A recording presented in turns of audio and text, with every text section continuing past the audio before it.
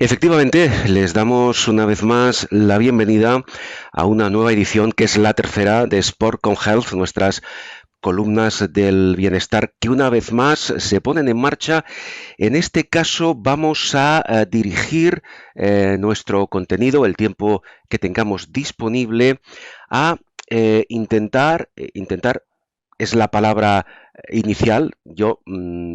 Y no es falsa modestia, creo que incluso vamos a conseguir con la colaboración de la doctora María Jesús Núñez, vamos a conseguir establecer unos parámetros, eso sí, unos parámetros básicos que sirvan como orientación para todas aquellas personas independientemente de su edad, que se decidan, que nunca es tarde, para empezar a realizar algún tipo de deporte o algún tipo de práctica deportiva. Sin duda, una meta recurrente para cualquier persona puede ser, de hecho es, ejercitarse y llegar a convertir esa práctica en un hábito. ¿En un hábito para qué?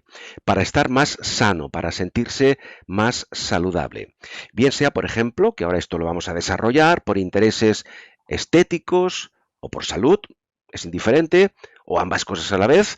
El ejercicio físico, más que una imposición, es mucho mejor, es más recomendable visualizarlo como un hábito sano precisamente por los múltiples beneficios que seguidamente comentaremos. Pero claro, dar un primer paso a veces suele ser algo complejo, algo complicado, más aún cuando una persona pues quiere empezar a hacer deporte después de mucho tiempo sin haberlo ejecutado e incluso personas que nunca antes han realizado una práctica deportiva. Por tanto, alcanzar las recomendaciones para que esa práctica deportiva nos comporte beneficios, doctora Núñez, es fundamental, ¿cierto?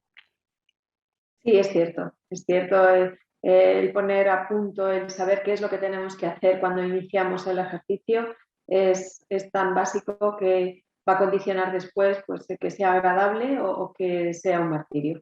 Por supuesto. Por cierto, me permito recordarles que la doctora María Jesús Núñez es especialista en educación física y medicina deportiva.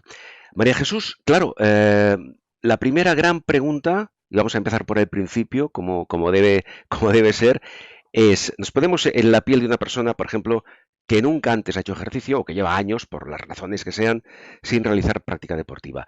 Una primera pregunta puede ser, ¿por dónde empiezo? ¿Cómo me inicio? ¿Verdad? Bueno, como toda acción en el ser humano debería ser pues planteando un objetivo. Si tenemos un objetivo, vamos a poder desarrollar todo lo que viene después. Y Ujú. si nuestro objetivo es un objetivo de salud, ya que me lo ha dicho el médico, porque tengo tal patología y tengo Sí. que mejorarlo mediante el ejercicio, o puede ser por disminución del estrés, porque el ejercicio realmente mejora mucho la sensación bueno, de control de estrés, Ujú. o disminuir peso, o simplemente pues que quiero hacer una operación bikini, como decimos, una disminución de peso, Sí, una función estética claro. que he estado pensando durante tiempo, pero que ya realmente pues me he Mm. decidido, ¿no?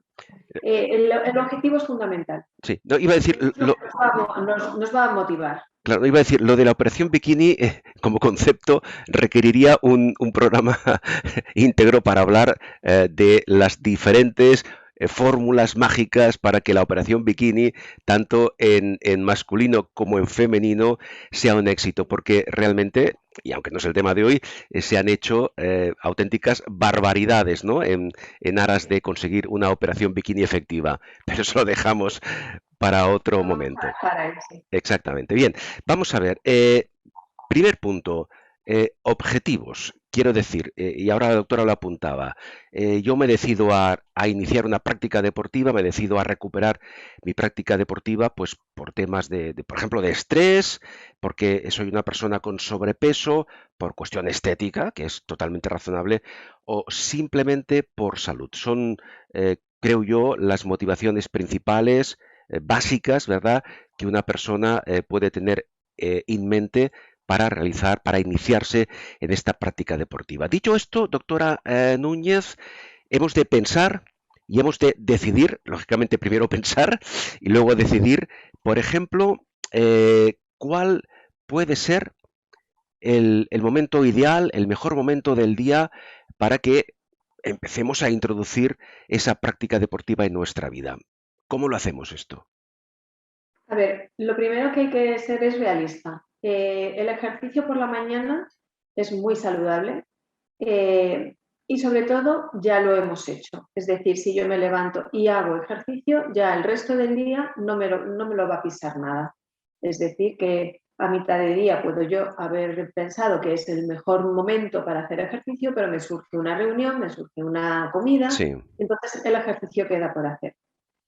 Cada uno sabe cuándo puede hacerlo, pero es cierto que tenemos unas agendas muy apretadas y tenemos que ser conscientes de que el momento para nuestro ejercicio tiene que ser fijo, más o menos fijo, porque lo tenemos que agendar y tiene que llegar esa hora y nosotros claro. tenemos que hacer el ejercicio.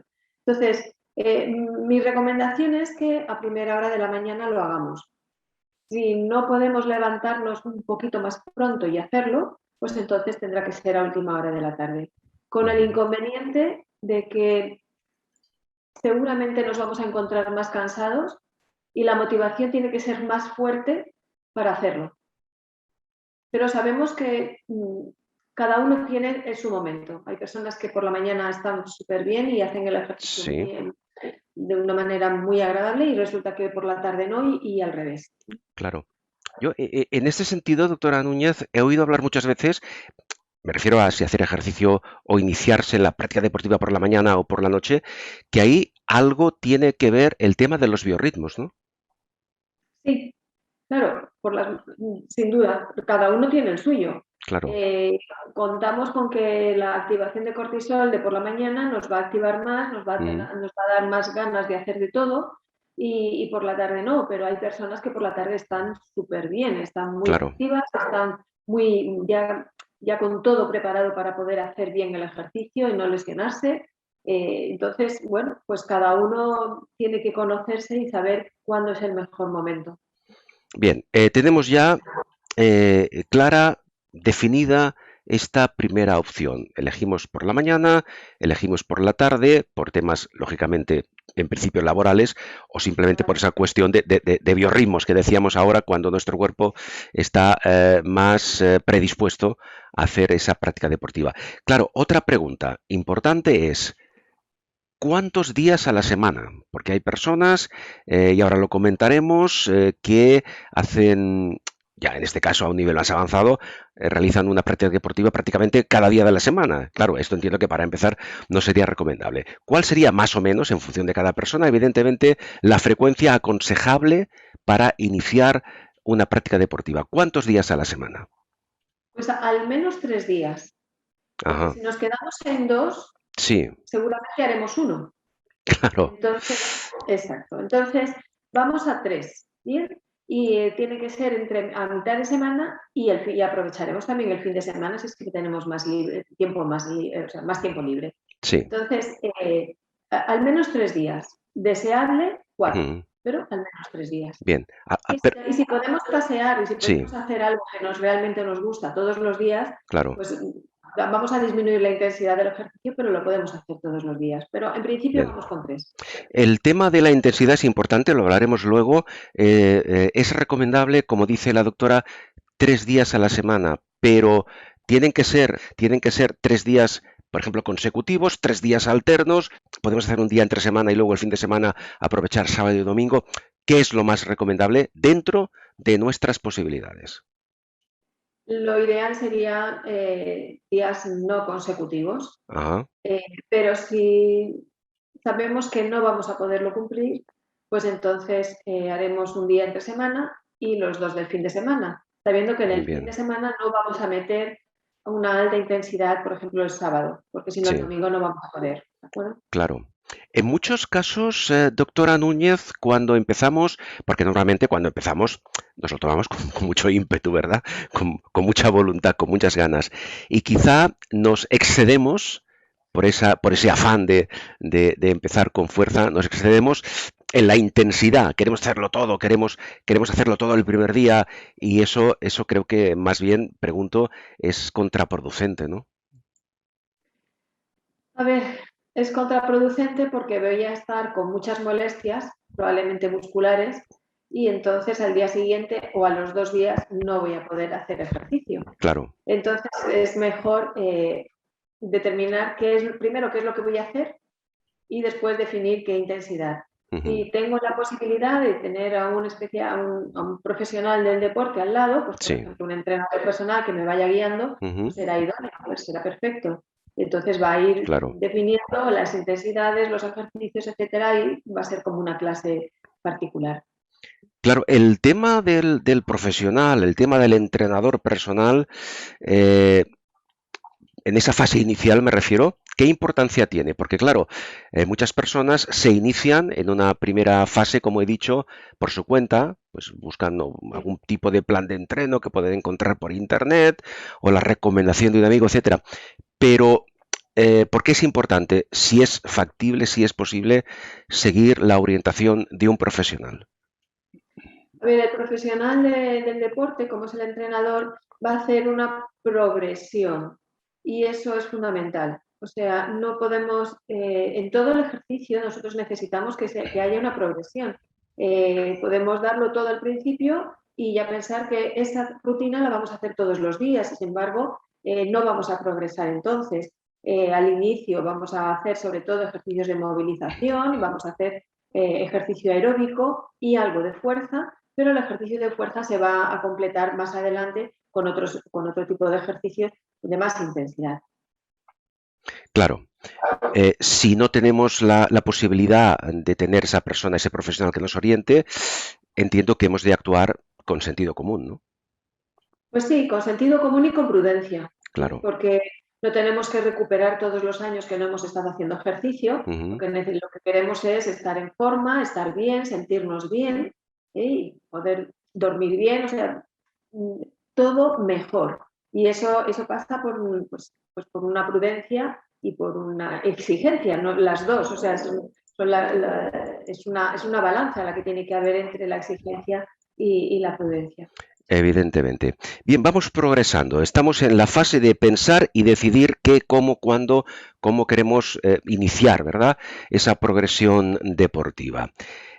Cuando hemos decidido el deporte que nos interesa, el deporte que nos motiva, el deporte que vamos a iniciar, que eso también entiendo que requeriría, en según qué casos, pues el consejo de un profesional, ¿no? Porque igual no sé, nos gusta, por ejemplo, no sé, el ciclismo o el rugby, por decir algo, o la escalada, y nuestra fisiología no está adecuada a este perfil deportivo, ¿no?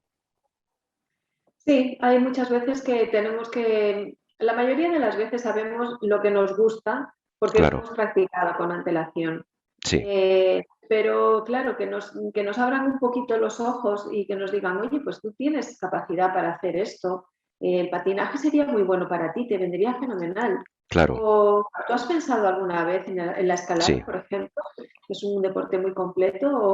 ¿O has pensado en el senderismo? Sí. El senderismo te va a relajar, es muy apropiado para ti, va a ser exigente también. Sí. Entonces, bueno, pues si un profesional nos puede además abrir ese ámbito de deporte, pues está muy bien. Pero la mayoría de las veces vamos a optar por lo que nosotros conocemos. Para algún tipo... Nadando, sabemos que queremos ir a la piscina y nadar. Si Claro. hemos estado corriendo, vamos a correr. Sí. Si hemos estado haciendo algo de bici o...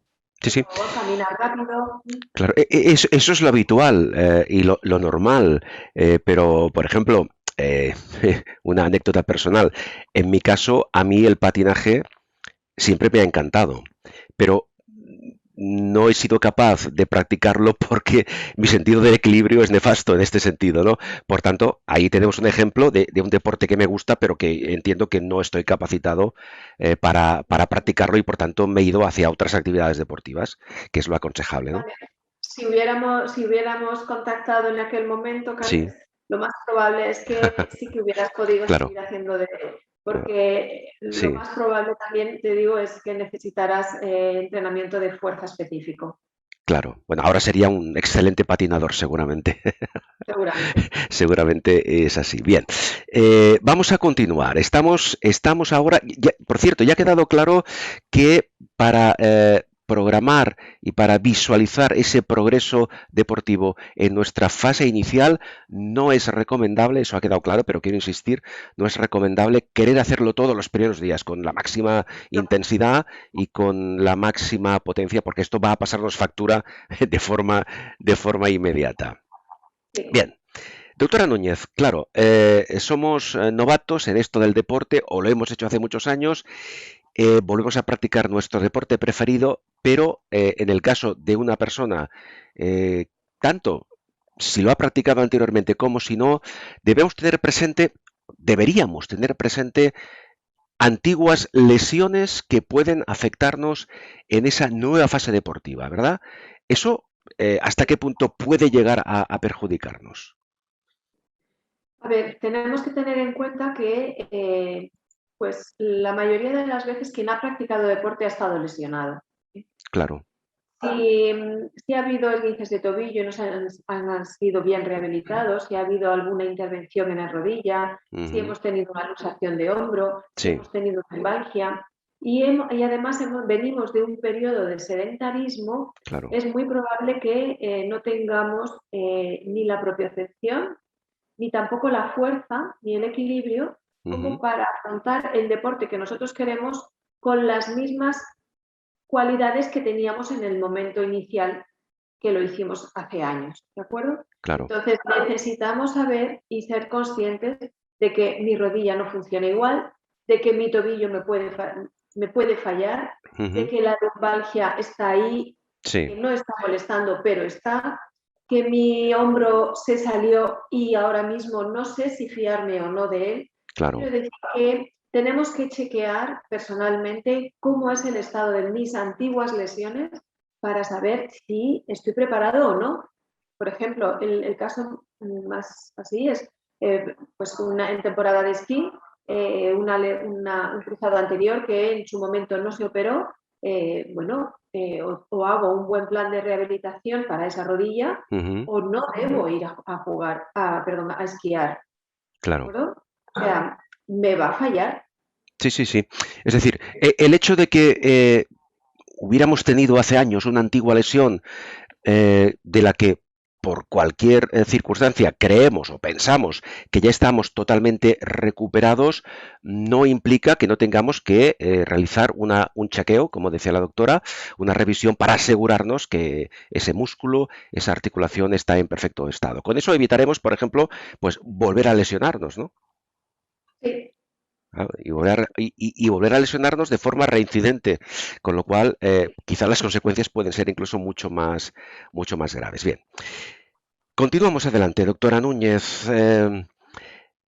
Antes yo lo apuntaba, pero creo que merece la pena también insistir una vez más en el tema. Por ejemplo, escoger una actividad que nos motive, que sea agradable y algo que yo creo que es fundamental.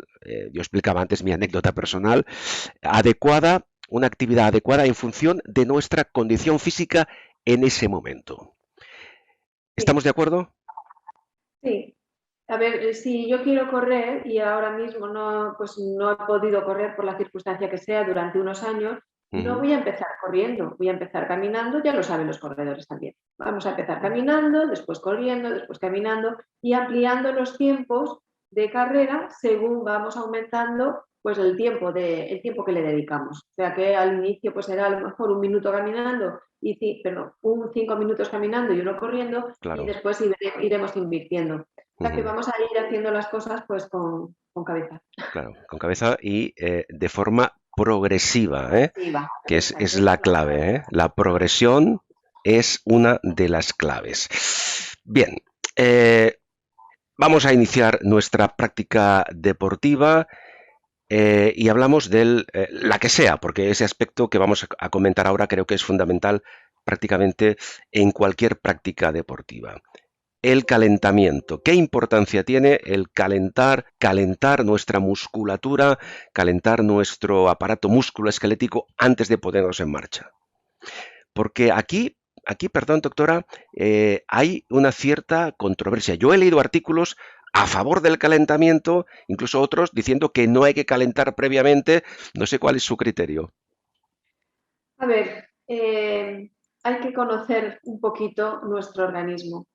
Si soy una persona activa, que estoy todo el rato moviéndome, cuando empiece a hacer el ejercicio, el calentamiento va a ser simplemente pues 2-3 minutos de progresión hasta que cojo mi ritmo. Sí, Si estoy haciendo un ejercicio de fuerza, bueno, pues el calentamiento también tiene que ser con unos pesos un poquito más bajos. sí.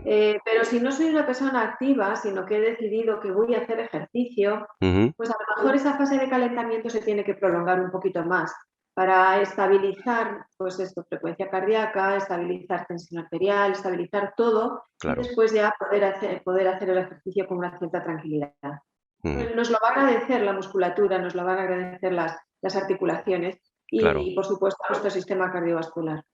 ¿Y deberíamos calentar igual en función de nuestra edad? Es decir, cuando somos más jóvenes, más activos, tenemos más fuerza muscular, ¿es lo mismo, por ejemplo, calentar para la práctica de un ejercicio previamente a los 20, a los 25 años, que calentar a los 50 o a los 60? No, no es lo mismo. No es lo mismo porque nuestra capacidad de adaptación es diferente. Eh, hemos dicho 50-60, pero bueno, yo tengo pacientes o deportistas que tienen más de 70 y ellos siempre me dicen, Claro. doctora, necesito calentar antes de hacer la prueba de esfuerzo, por ejemplo, ¿no? Ujú, Y es algo que es muy respetable y es así porque el organismo, digamos que necesita una progresión más suave que cuando se es niño o se es un adulto joven. El adulto joven o una persona adulta en poco tiempo puede ponerse a máximos y también puede recuperar. Y claro. eso viene dado por la flexibilidad de todas las estructuras, tanto vasculares como Ujú. músculos activos. Bien, vamos ahora, doctora Núñez, a por otro aspecto que puede tener cierta relación. Ya hemos hablado de la importancia, de la conveniencia, de la adaptabilidad de ese calentamiento, por ejemplo, en función de la edad, y hablamos ahora de la importancia que tiene, por ejemplo, o que tienen, también es un tema que genera cierta controversia, Es más controvertido. sí, los estiramientos antes, durante o después, y su utilidad, por ejemplo, como prevención de posibles lesiones. A ver, estiramientos, ¿qué hay que decir al respecto? A ver, de eso sí se ha escrito sobre calentamiento, sobre Claro, estiramiento, se sigue escribiendo. No podríamos decir que va por modas, no lo creo. ajá, Hay cada vez más estudios y esto va cambiando. ¿Qué es lo que podemos decir de los estiramientos? Si mis sensaciones necesito estirar, ujú, estiremos. Si después de correr me quedo con los cuádriceps muy tensos, estiro. ajá, Pero si estoy haciendo un ejercicio de fuerza y quiero que el músculo se quede con la memoria de ese estímulo de fuerza, no voy a hacer el estiramiento. ¿De acuerdo? sí, Porque el músculo se va a quedar con la memoria de lo último que ha hecho. Si ha hecho ejercicio aeróbico, se quedará con el ejercicio aeróbico. Pero si ujú, es el de fuerza y nos interesa la fuerza, entonces después de la fuerza no vamos a estirar. claro, Siempre que nosotros estemos cómodos. Si no estamos cómodos con la musculatura que tenemos, pues es porque hemos estado haciendo demasiado esfuerzo, pues ujú, entonces estiraremos. ¿Bien? Es cierto que, por otra parte, ahora mismo se dice que podemos hacer una sesión de sí, estiramientos específica.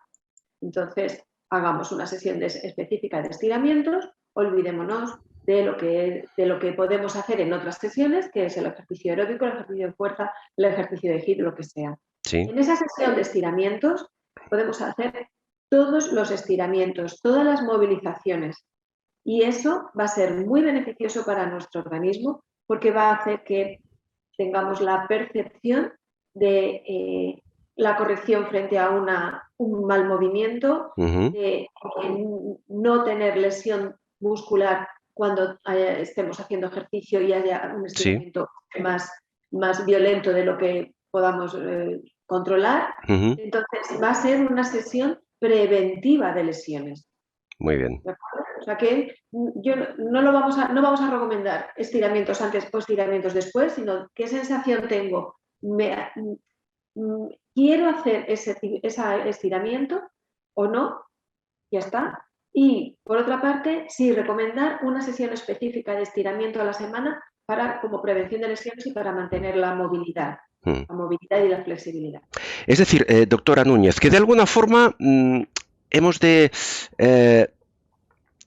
dedicar el tiempo que consideremos oportuno al tema de los estiramientos, en muchos casos en función de las sensaciones que tengamos.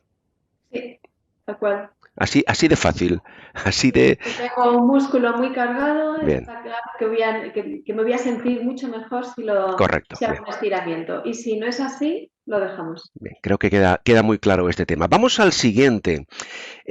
Sabemos ya, tenemos ya decididos algunos parámetros importantes de esa nueva etapa en la que vamos a convertirnos en deportistas aficionados o en deportistas de competición, incluso en función de nuestras propias aspiraciones.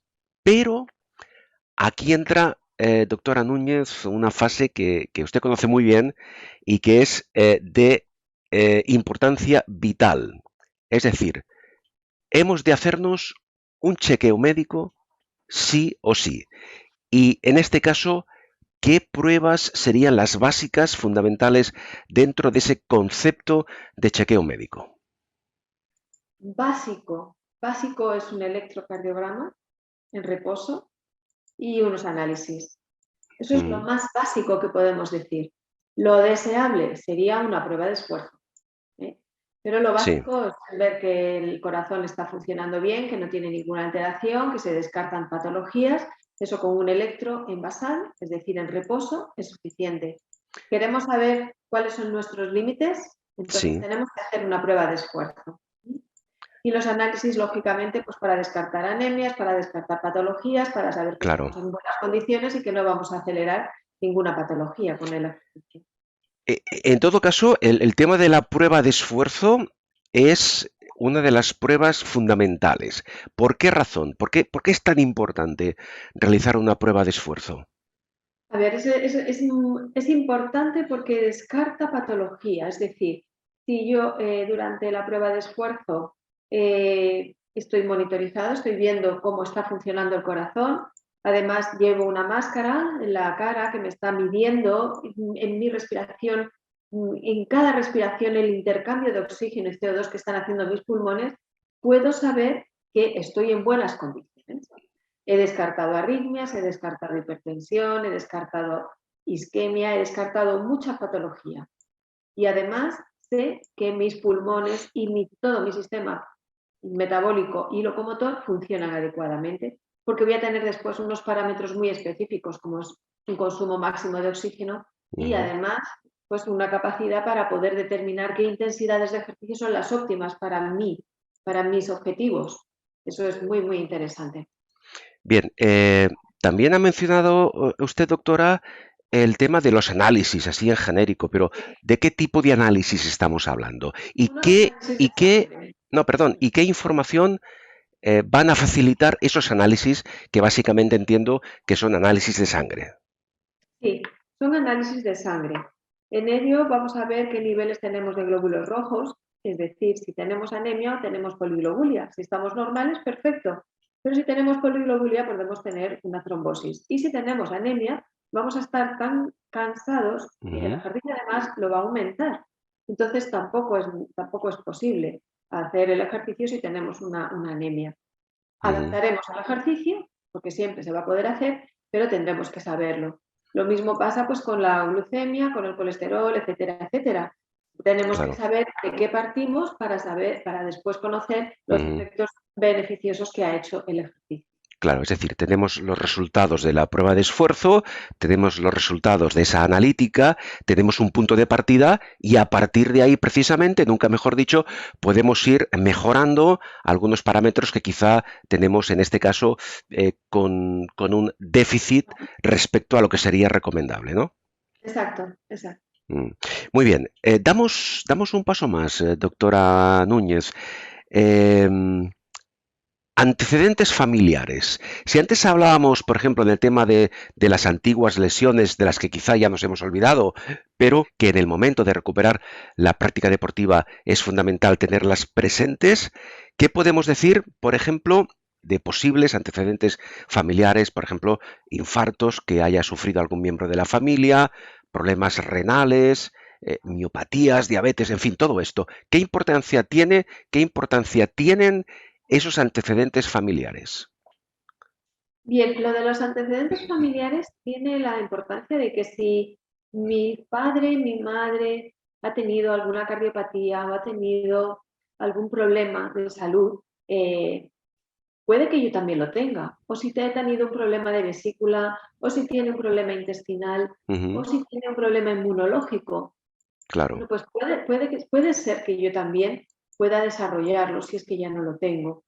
Puede ser que claro. no, pero está claro que puede ser que sí.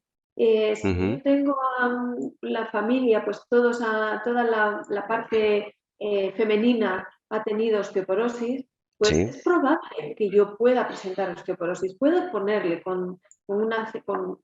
en prevención pues un tratamiento y sobre todo un ejercicio y una alimentación adecuada.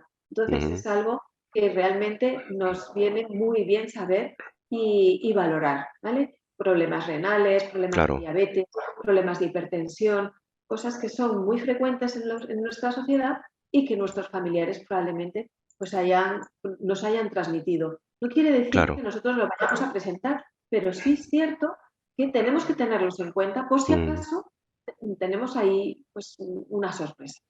claro. Especialmente entiendo, doctora Núñez, cuando algunas de esas posibles patologías tienen un componente o genético o hereditario. Sí, por supuesto, por supuesto. Claro. Por tanto, cuando vayamos a realizarnos ese chequeo al que antes nos referíamos, esa analítica, es fundamental que le digamos al doctor, al médico que nos visite, eh, si los conocemos, evidentemente, cuáles Nos lo son van a preguntar, esos. ¿eh? Nos lo van a preguntar. Es que es Vale. básico. Ah, lo van a preguntar, pero bien, Lo van a preguntar. pero aún así, aunque nos lo pregunten, hemos de tenerlo presente que hay que comunicarlo, ¿verdad? Que hay que decirlo.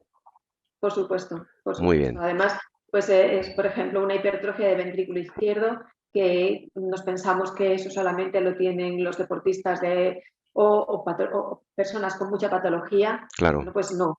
Entonces hay que No. investigar porque además puede ser genético, sí. Correcto. Volvemos al tema más práctico, es decir, hemos ya superado este chequeo, hemos superado esa analítica y estamos, digamos, en condiciones, aunque sea a un nivel bajo todavía, estamos en condiciones de iniciar nuestra práctica deportiva. Hay un aspecto que antes se nos ha escapado, pero creo que es importante comentarlo. Es decir, en el momento de elegir una actividad física, una actividad deportiva, sobre todo, vuelvo a lo de antes, si llevamos mucho tiempo sin practicarla o nunca la hemos hecho, creo que es importante evitar elegir un deporte que o nos exija mucho tiempo de dedicación o nos exija una cantidad importante de material, porque estos son condicionantes que no nos favorecen, ¿no?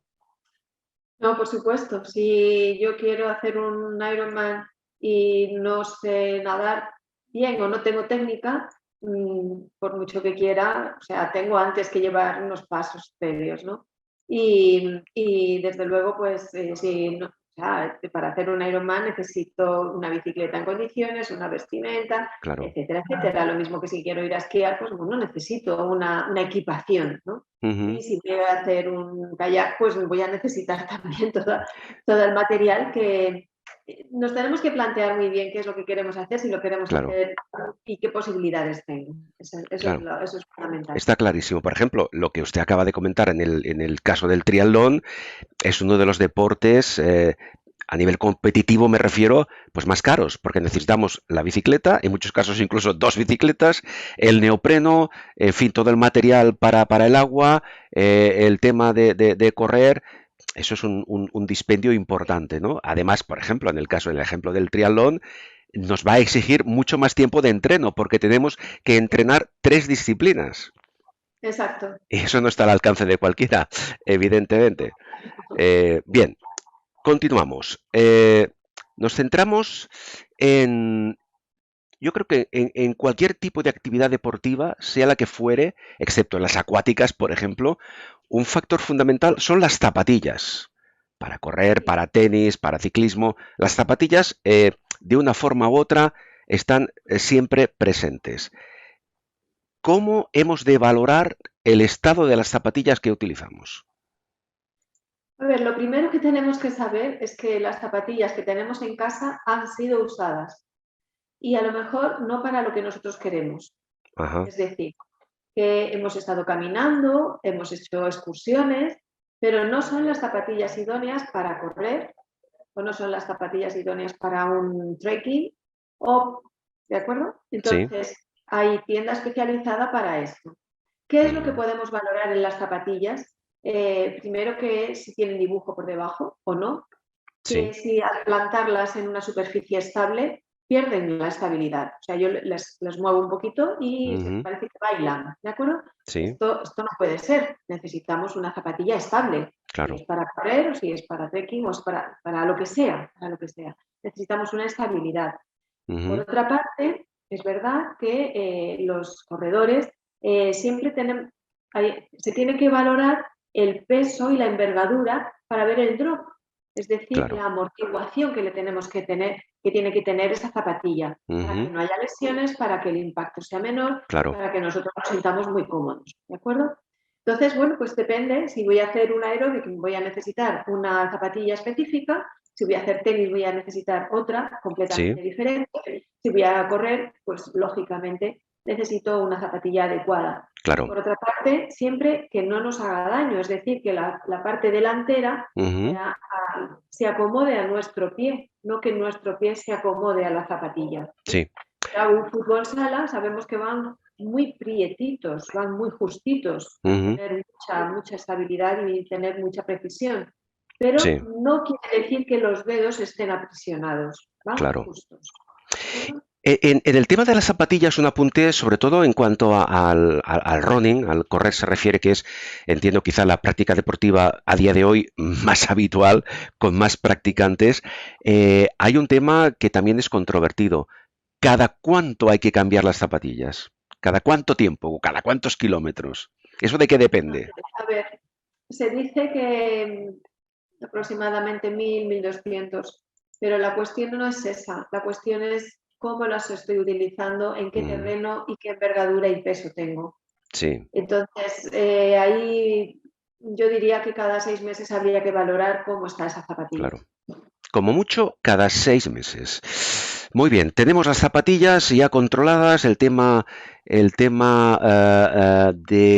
material que antes comentábamos ya más o menos adecuado. Por cierto, hay que pensar también, doctora Núñez, que en función de la actividad deportiva que vayamos a realizar, hemos de tener presente, hemos de considerar de forma importante que la vestimenta y el equipamiento sea el adecuado. Sin duda, o sea, no puede ser que yo me ponga un bañador de una amiga porque me va a estar rozando. Claro, No es la bicicleta de tal que me la han dejado y que ya me la quedo yo. Bueno, pues tengo que hacer un bike fitting, tengo que claro. amoldarme. Sí, sí, sí, sí. La bicicleta se tiene que amoldar a mí, ¿de acuerdo? Claro. Entonces, toda la equipación, toda la vestimenta se tiene Ujú, que amoldar a mí. Yo bien, no tengo que amoldarme a lo demás. claro. No solo la vestimenta, por ejemplo, en el tema de las bicicletas, para eso existen las tallas. Es decir, hay bicicletas de diferentes tallas que se Ir adecúan. directamente al bike fitting, pero es Claro, cierto, hay tallas y hay que considerarlo. claro. Entonces hay que... Yo conozco algunas personas que se han lesionado precisamente por utilizar una bicicleta que no correspondía a su ergonomía, ¿eh? Y Y es así. personas que tienen lumbalgia no Sí, se dan cuenta hasta claro, que se les ajusta la bici y entonces dice, uy, ya esto se ha acabado. claro. Ya esto. Doctora Núñez, vamos a abordar dos últimos parámetros para concluir esta edición de hoy. Quizá hay algunos más, pero en otro momento ya los desarrollaremos. Dos últimos aspectos que también entran dentro de los que serían fundamentales para que el inicio o para que el reencuentro con esa práctica deportiva nos resulte beneficiosa en todos los aspectos. Tema nutrición, tema alimentación, antes, durante y después de la práctica deportiva. ¿qué podemos hablar de cómo nos alimentamos o cómo hemos de alimentarnos, cómo hemos de nutrirnos después de iniciar o de retomar la práctica deportiva? Bueno, yo creo que es algo que cuando uno decide empezar a hacer deporte, empezar a cuidar su salud, claramente también modifica su alimentación. Elimina alimentos basura, vamos a llamarlos así, y está más concienciado para utilizar alimentos más sanos, más reales. ¿Qué tenemos que hacer cuando decidimos que ya vamos a hacer ejercicio? ¿Comer antes, comer después? Bueno, depende de cómo es nuestro sistema digestivo.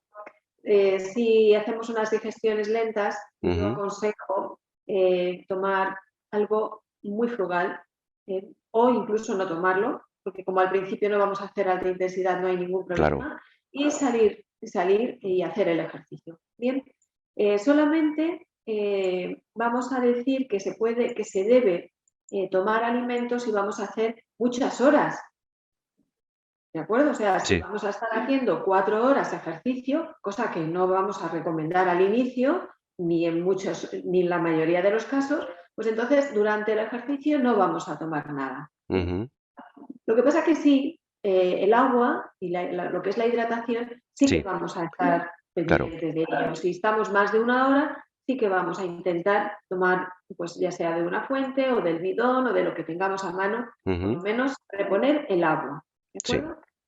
¿Qué es lo que tenemos que tomar después de hacer el ejercicio? Pues claramente agua, y si no hemos tomado nada ya podemos desayunar o podemos tomar o podemos cenar, ¿de acuerdo? Claro. ¿Qué es lo ideal?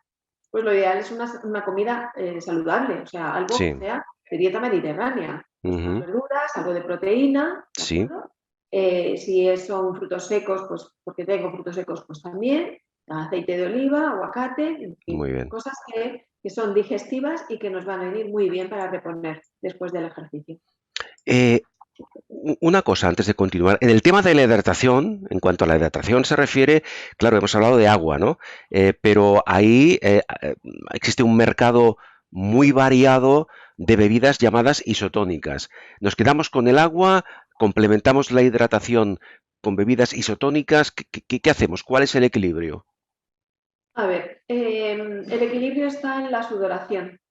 Es Ajá. decir, si he sudado mucho porque tengo una actividad que bueno, pues tengo muy sobrepeso y a poco que haga ya estoy sudando, bueno, pues Ujú. entonces empezaremos con agua, y si estoy con más de una hora, entonces sí que tomaré bebida isotónica. Si estoy Sí. en un ambiente muy caluroso, pues entonces directamente también haremos lo mismo. Haremos también primero agua Ujú. y reponer, y ya después bebida isotónica.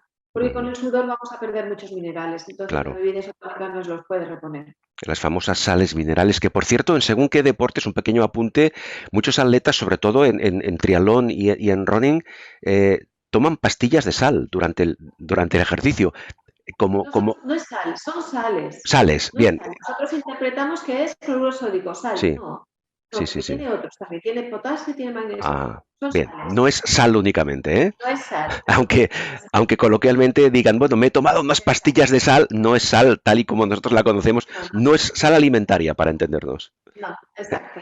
Muy bien. Doctora Núñez, para concluir esta edición de nuestras columnas del bienestar Sportcom Health, vamos a hablar de cómo vamos a hablar de que en qué condiciones deberíamos evitar la práctica de ejercicio. Me refiero, por ejemplo, ahora estamos en pleno verano, llevamos unos días pues con temperaturas altísimas, fuera de lo común, rozando en muchos casos los 40 grados, es decir, ¿por qué razón o razones hemos de evitar la práctica del ejercicio en ambientes extremos, ya sean muy cálidos o ya sean muy fríos, en pleno invierno? A ver, evitar hacer el ejercicio en las horas centrales del día cuando las temperaturas son altas es de prudencia para evitar el golpe de calor. El golpe de calor es una patología importante, que puede hacer que incluso terminemos en el hospital, en una Ujú. urgencia. Entonces, no es necesario. Vamos a optar por hacer el ejercicio en estas temperaturas que son altas, pero pues a primera hora de la mañana, que son un poquito más bajitas, o a última de la noche, que también suelen ser un poquito más bajas. Por contra, cuando hace Sí. mucho frío, nuestra sensación de esfuerzo disminuye. Entonces pensamos que podemos hacer más. Con lo cual tenemos que saber que la percepción de esfuerzo es diferente y podemos caer en la lesión, podemos caer también pues, en una disminución de conciencia. Entonces, es por eso que tenemos que evitar hacer el ejercicio en temperaturas extremas. Pero tenemos que saber por qué. Porque si no pensamos que, bueno, yo después, yo salgo a correr y ya a mediodía y ya después me echo a la piscina. Claro. A ver, encima ese choque térmico puede ser terrible. Entonces, bueno, es la prudencia que nos debe llevar a hacer el ejercicio en las mejores condiciones y eso es evitar justamente las horas de máxima temperatura o mínima. Sí, una última cuestión. Por ejemplo, ahora en pleno verano, con mucho calor, muchos atletas o muchos practicantes de ejercicio físico, sobre todo al aire libre, lo que hacen es salir a correr, como hace mucho calor, sin mucha ropa e incluso sin camiseta. Es decir, cuando hace mucho calor es recomendable desprenderse de la ropa y correr, digamos, pues eso, con la piel descubierta, o es recomendable taparse más porque así nos protegemos mejor del calor. Yo cuando veo a los corredores correr en calzón, Sí, pienso que están tomando el sol. claro, No están, ¿de acuerdo? O sea, se están poniendo morenos a la vez que hacen algo de ejercicio. sin duda. No es lo deseable, Ajá, no es lo deseable. Pero nadie, y con los tejidos que tenemos, ujú, realmente nos protegen tanto del calor como de la radiación. sí, Entonces, sería deseable que utilizáramos pues más cobertura. claro. Pero, Ropa de protección. exacto, pero realmente es muy complicado hacerles Sí, ver a los corredores, pues que, bueno, todo el mundo sabemos, ¿no? Es como el tenis, el pata negra es el que claro. más horas de pista ha tenido, entonces, Sí, lógicamente, pues también los bien. corredores quieren estar morenos. Y al revés, en pleno invierno, con temperaturas cercanas a los 0 grados, salimos a hacer deporte y nos abrigamos con 4 o 5 capas. ¿Esto es recomendable? ¿No lo es? En invierno, probablemente con llevar la ropa de siempre y un cortavientos probablemente ya fuera suficiente. Ujú, Pero bueno, esto depende si es corredor o si es en alta montaña. Si en alta montaña sí que claro. necesitamos unas protecciones mayores. Evidentemente.